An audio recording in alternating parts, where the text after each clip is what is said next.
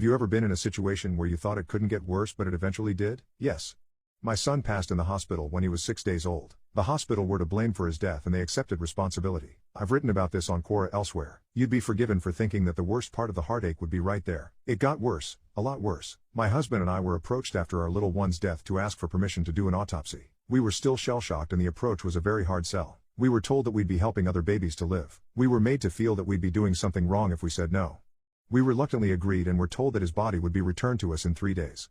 We made arrangements with the funeral home to collect his little body to prepare for his funeral. They were due to collect him from the hospital late on the evening of the 3rd day. However, we had an unexpected visit from the funeral director early in the morning of day 4. He asked us to sit down as he had some news. He then went on to say, "I'm very sorry to tell you this, but the hospital can't find your baby." That was the beginning of a 3-week nightmare. The funeral director did everything he could to find him. Apparently, he was sent to another hospital for the autopsy. We hadn't been told that this would happen. Then they said that they'd returned him to the wrong hospital. Another day, they said they'd found him, but when the funeral director went to collect him, he was told that it was the wrong baby.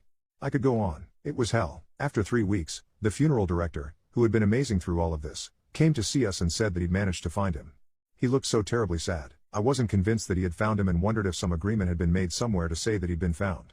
The funeral director was adamant that the casket had to be sealed as 3 weeks had passed. I can't quite remember, but I think he may have said that this was normal practice after an autopsy. I may be wrong, but that's somehow in my head. The internal turmoil went into overdrive. Can I insist on seeing inside? Would I be able to bear it? Do I want to know? What if it's not him? What will knowing change? Nothing can bring him back. After hours of agonizing conversation, my husband and I decided to accept what the funeral director said. It was enough. We'd been through enough. We felt in our hearts that nothing good could come from knowing. On the day of the funeral, my husband and I sat side by side in the funeral car. My husband was holding our baby's tiny, little, white casket. We didn't know if the casket really did contain our little one. I guess we'll never know. Did we do the right thing? Who knows? That question will always remain unanswered. What is your biggest regret in life? Divorce. I was 18 when I got married. It was 1989. I was in love. We got married. He was 19. We welcomed our first daughter in 1990, second in 1991. We felt complete. Life was beautiful. My husband's business was doing great. We could afford a luxurious life with many amenities by God's grace. 4 years later we decided to have another baby. I was pregnant again.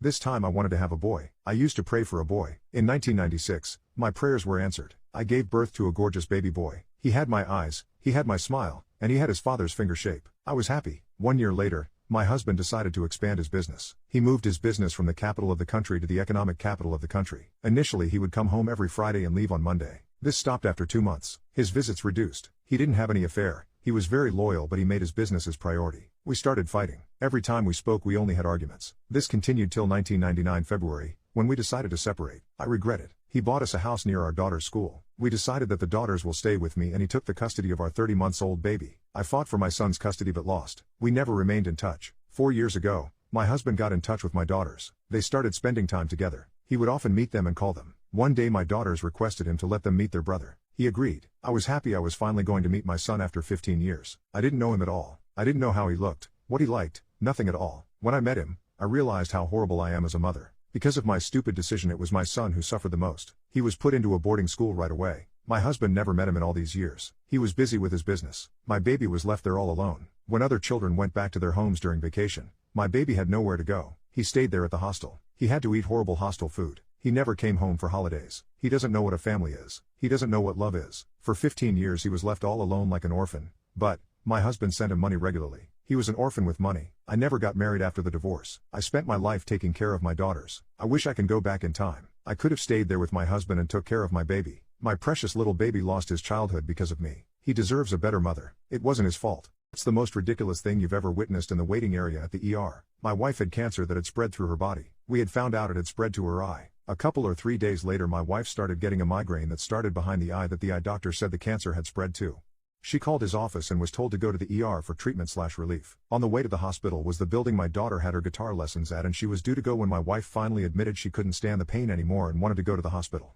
So on the way to the hospital we dropped off my daughter for her guitar lesson. At the hospital I had to speak for my wife as the pain in her head had nearly turned her into a zombie. We sat down in the waiting room and I observed the other people waiting their turn. It looked like there wasn't anyone who had a real emergency. No broken bones, scrapes or bruises. Of course this doesn't always tell the whole story, but no one looked like they needed immediate treatment. Oh, there was a baby crying who may have need immediate treatment. Anyway, my wife put her head between her knees and I left her to go pick up my daughter. I was gone about an hour when I returned to the ER. In the waiting room the crying baby was gone, as were the rest of the people that were there when I left my wife. My wife was still there with her head between her knees. I tried talking to my wife and she was coherent and said her name hadn't been called. Along came a couple carrying their child who obviously looked hurt, and the ER staff made a quick assessment and took him in. That was fine. Then they called in a man who told the nurse that called him that he had twisted his ankle and wanted it checked out. I went red with anger but held myself in check, because if I, or anyone, displayed hostility then security would be called, perhaps even the police.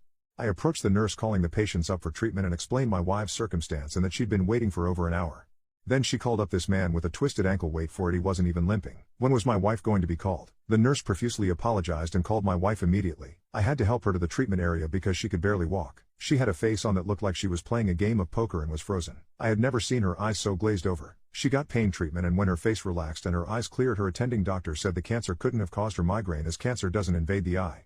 We had been warned about this belief by our eye doctor. He had explained that the eye does get growths, but they may not be worrisome, as that's all they are, is growths. However, if that growth is leaking, as my wife's was, then that is cancer that needs to be treated. My wife was a medical ethicist, but she, nor I, was in shape to school the ER doctor. I thanked him for his service and we left.